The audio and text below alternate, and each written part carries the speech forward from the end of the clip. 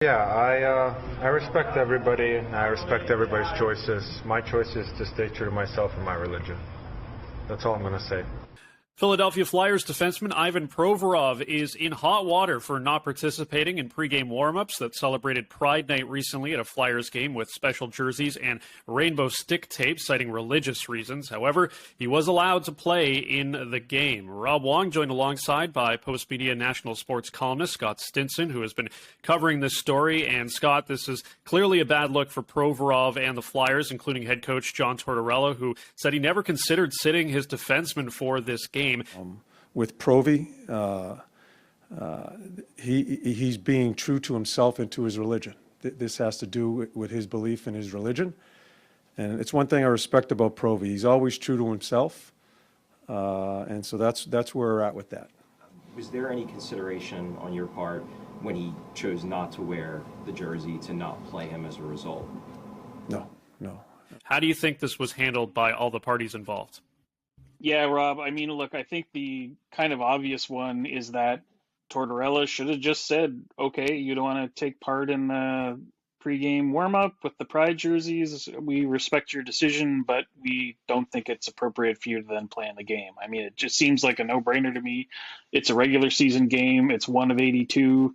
Obviously, the Flyers aren't having a great season, but the whole point of these kind of events is to show inclusivity and to say the organization is behind this initiative and we want LGBTQ plus players and fans and family members of those folks to feel welcome in our arenas, and to have a player just very obviously say, yeah, I'm not into that, I don't agree with it, really undercuts the whole point, especially a player that you then put in the lineup and as sort of the pièce de résistance has more ice time than anybody else on the Flyers on Tuesday night against Anaheim. So I just think it's a really unfortunate thing. It's a terrible look. I don't know why the Flyers wouldn't have thought this through and realized that if they were going to blunder their way into this kind of a situation, like they didn't have a sit down and think about it and wonder if there was maybe a better way to handle it.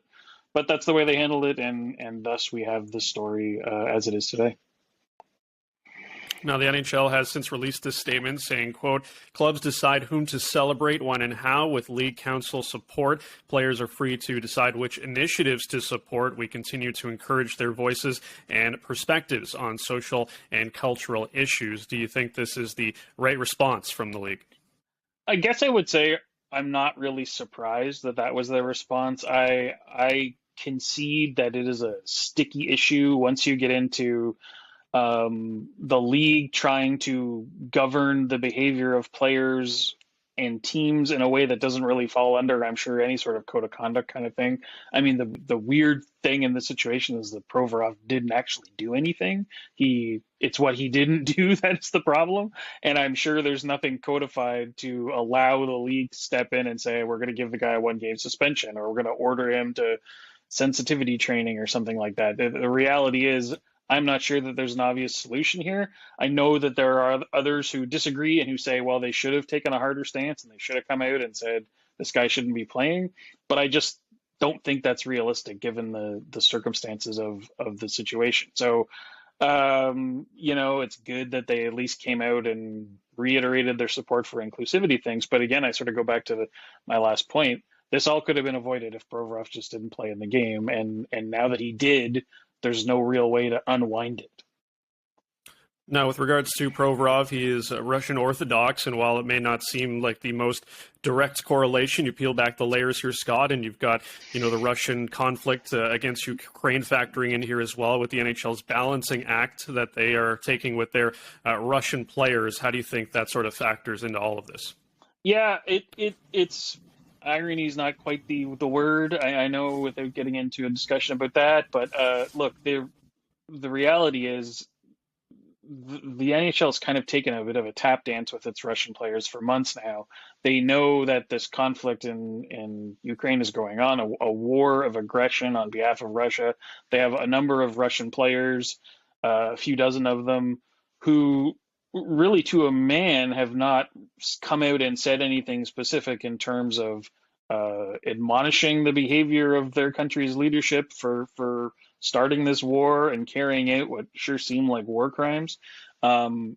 Alex Ovechkin in particular, who is a known friend and supporter of Vladimir Putin, has been allowed to just kind of coast by, other than a vague comment about the importance of peace. It doesn't matter who is in the war, Russia, Ukraine, different countries.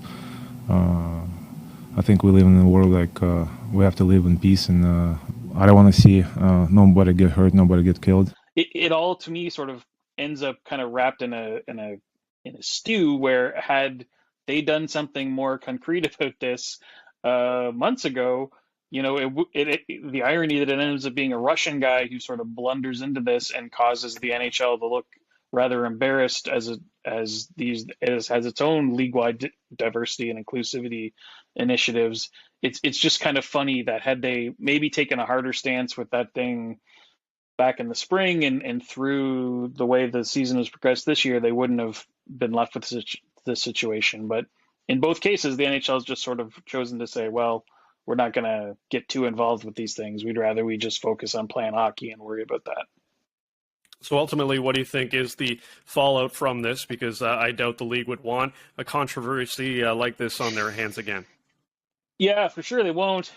My guess is there's no individual fallout. I suspect Provorov will be asked about it, and he will continue to say, I'm here to talk about hockey. And I imagine Tortorella will say something similar. He might soften it a little, because I suspect after all of the blowback of today and tomorrow before the next game, he might sort of say, maybe we should have handled it differently, or he might just double down, knowing him. But my guess is the real impact, Rob, is that teams that are going to do something like this, have a Pride Night, make a point of having rainbow-colored jerseys and whatnot, will make sure that they've got 100% buy-in, or they will make sure that the players who aren't buying in will be unavailable for that night's festivities. I think probably that is the one thing that we'll see with this, is that they'll just say, okay, that was really bad the way it happened, and we should make sure that doesn't happen again.